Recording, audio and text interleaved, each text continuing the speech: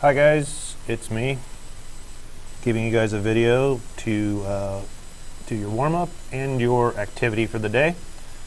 So you don't have this in your binders, so that's why I have it up on the screen right now.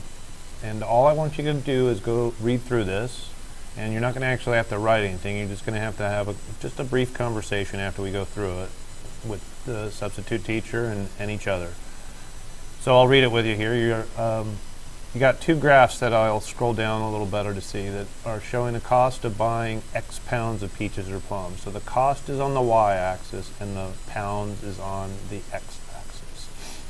So they want to know which one costs more per pound and explain your reasoning. So I'll scroll down here and see which one costs more per pound. Remember, this is the cost and this is the number of pounds. So if you need to press pause to have that conversation, go ahead and do so. And hopefully you recognize that as the cost is higher here, as the number of pounds is increasing here, that the peaches are more expensive than the plums. So like if I just randomly picked a point right here and I said that was 1 pound, well, 1 pound of plums would be somewhere about there. And if I did the same up here, the cost would be higher. So because this graph is a steeper graph, this cost for the peaches is higher. So now let's go ahead and read part B. Bananas cost less per pound than peaches or plums. Now I don't want you to actually do this, but I want you to imagine if you were to draw a line on the graph that represents the cost of buying X pounds of bananas. So if you were going to draw a line that represents the cost of bananas, what would it look like? Go ahead and press pause and talk about that. And of course, hopefully you would have drawn a line that was less steep than either the peaches or the plums. So this is just an example of a line that represents the cost of bananas that's cheaper than peaches or plums.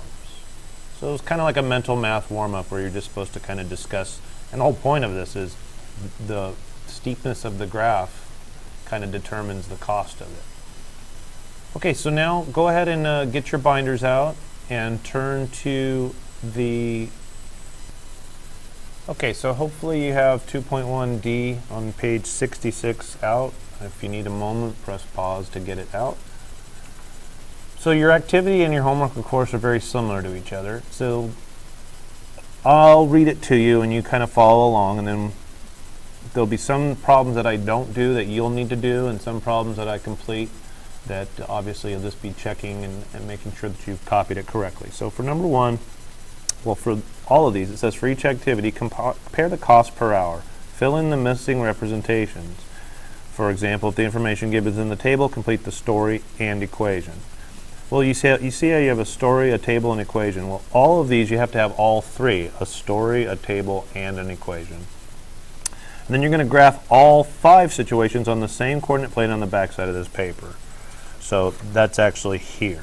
That's actually on the next page down at the bottom. Right here. It says graph all 5. Okay, so let's begin. So it says it costs $10 per hour to talk on the phone long distance. So what I want you guys to always do, if we haven't talked about this enough, I want to re-emphasize it right now. Anytime you're filling out a table, always include 0 for an X value. By the way, that's an X value and that's a Y value, as you should by now know. Now, just logically, if you talk for 0 hours and it's $10 per hour, you know it should cost you nothing. Well, put a 0 right there for X. What's 10 times 0? And hopefully you understand that it's 0. Then just do it 1 hour at a time. 1, 2, 3, 4. And we did this in this unit where you just plug in X values and get out Y values. So if you put a 1 there, 10 times 1 is 10. 10 times 2 is 20. 10 times 3 is 30, etc. And as you can see, every time you increase an hour here, this increases by 10, which makes sense since it says $10 per hour. So now you have a story, a table, and an equation completed for the long distance phone call. So let's do the next one where it says going to the movies. So the only piece of information that you see here is that there's 2 hours, costs $5. Well, let's see. If 2 hours is $5, what's 1 hour? Well, 2 hours is $5. Isn't 1 hour half of that? So half of $5 is $2.50. Okay. So let's see, $2.50. Every time you go up by an hour, you add another $2.50. So wouldn't that then be 5 plus another 250, which would be $7.50? So 4 hours would be what? Add another 250, you get 10 bucks. This makes sense because if 2 hours is $5, 4 hours should be double that, right? And let's do one more. How about 5? Well, actually, you know what? Let's add one up here. How much does it cost for 0 hours? Hopefully you recognize that it should cost you nothing. Then we can go ahead and do 5 hours. 5 hours should be $12.50. So now, we've filled out the table, but we don't have a story that represents that, nor do we have an equation that represents that. Well, the table pretty much tells the story. If this is the information given, what could you say very easily? It costs that much for that long. It costs, and you should be writing this. Sorry, light shut off. It costs $5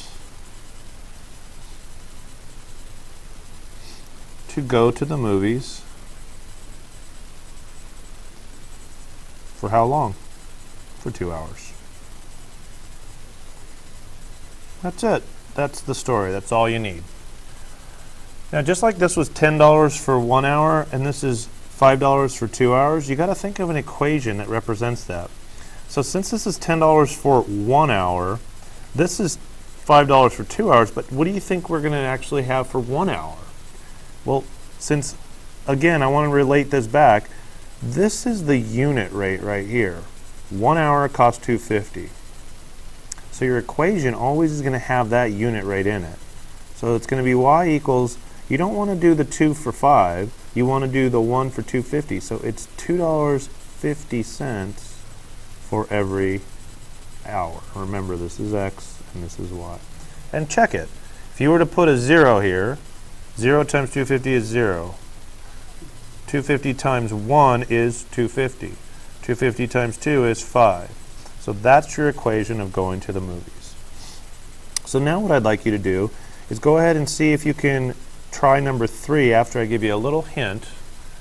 Fill out number 3, and then I'll give you a hint for number 4, and then I'll give you a hint for 5 and 6, or 5 I should say, and then you're going to do your own for 6. And at the end of this video, I'm going to show you the answers for all these. So let me just give you a hint for number 3. So it says the concert ticket was $75. It lasted 3 hours. So let's do our favorite numbers for the hours. 1, 2, 3, and 4. Well, it's telling us how much it costs for 3 hours. So that's immediately something you can fill in. 75 bucks for 3 hours. Well, how much for 1 hour? If it's 75 for 3 hours, how much for 1 hour? Isn't it $25 an hour? Just take 75 and divide by 3 and you get 25. So if it's $25 for 1 hour, what should it be for 2? What should it be for 4? What should it be for 0? Fill out the rest of this, get your equation. Okay? Going camping. I'm just going to tell you that this is the amount of hours and it costs this much. So think about it this way. If it's $6 for 24 hours, wonder what you could kind of come up with here. Wonder if we could think of it for 1 hour. Now this one's going to be a little tricky, guys. If it's $6 for 24 hours, what is the cost per hour? Well, do this. Take 6 and divide it by 24. What does that equal? What is 6 divided by 24 equal? And if you said 4, you're doing it backwards. It's not 24 divided by 6, it's 6 divided by 24. Well, what is 6 divided by 24? That's actually just a fraction, isn't it? Isn't it 1/4? And isn't that really just equal to that? How much money is that? What is that cost? 25 cents per what? 1 hour is 25 cents. Now, like the other charts, this one isn't going to just, we can remember we can put any numbers we want here, but I always want to put the 1 here because this is the unit rate. So it's 25 cents per hour. How much for 0 hours? Hopefully you said 0. Now I'm going to put another number in here. I'm not going to put 2. Can anybody guess what number I'm going to put? If it's 25 cents for 1 hour, what if I said I want to only spend $1? How long can I be there if I spend $1? Wouldn't that be 4 hours? Again, you can put any numbers you want in here, but I just chose that because it comes out to nice even numbers. So what if I wanted a nice neat number that doesn't have any decimals in it, it's just a whole number? What other number could I put here besides 4? Maybe 8? Well, if it's $4, 4 hours for $1, 8 hours should cost me $2, right? Now guys, again, the equation comes from the unit rate. So I want you to finish this chart, write an equation, and tell a story about going camping. Then I want you to do the same for bungee jumping. This tells you something here. Again, this is going to be kind of a 15 minutes. Remember, 15 minutes, if you want to think of it this way, 15 minutes is 1/4 of an hour. And then you're going to create your own story table and equation that compares cost per hour. So you're going to make up a story. For example, it costs $12 per hour to go to K1 racing. But now you can't use that one. You have to come up with your own. Okay? And then you're going to graph all of these on the coordinate plane down here. And what that means is, if I flip back to the very first table here, you're just going to plot these ordered pairs, 0, 0, 1, 10, 2, 20, 3, 30, 4, 40. And you should end up with 5 ordered pairs plotted, and they should make a line. And then you should actually, since you have all 5 of these situations, you're going to end up with 5 different lines plotted on the X and Y axis. You can just tell which story, that's what this says, label each with the number that represents the situation. So when you draw your first line for number 1, you're just going to put a number 1 by it. Okay, so I'm going to press pause here for myself. Then you guys are going to work through all these. You're going to get help from each other. The substitute teacher can help you. And then I'm going to, after you work through this and you all agree and you've talked to each other, then I'm going to put up you guys can continue this video and I'll reveal all the answers to make sure you're right. And I want you to do your corrections and talk about why you may have got it wrong. Okay, 1 and 2 we did together, so we're just going to reveal the answers for 3, 4, and 5. So again, it depends on what numbers you chose here. You and I, we kind of started it off with 0, 1, 2, 3, 4. So 0 was 0, 3 was 75 as it said in the problem. Now again, these are different numbers than you and I have. What you should have had was 0, 0, 125, 2, 50, 3, 75, and 4, 100. But your equation definitely should match this, y equals 25x. Number 4, the camping story. Again, the ordered pairs are not necessarily the same. You and I did 0, 0. We also did 24, 6 because it was given. Then these guys have different numbers here. They just happen to be in skipping by 6s. There's no particular reason to do that. It's just that you can plug in any x value and get out a y value. Now again, we actually filled out our chart together. So the more important thing is writing the story. It should be a 24-hour period for $6, and the equation is y equals 1/4 x, or you could have a decimal here, y equals 0.25x. For the bungee jumping, they actually chose the numbers I would have chosen. So for $20 for 15 minutes, you should have ended up with these ordered pairs, 0, 0, 180, etc. Y equals 80x.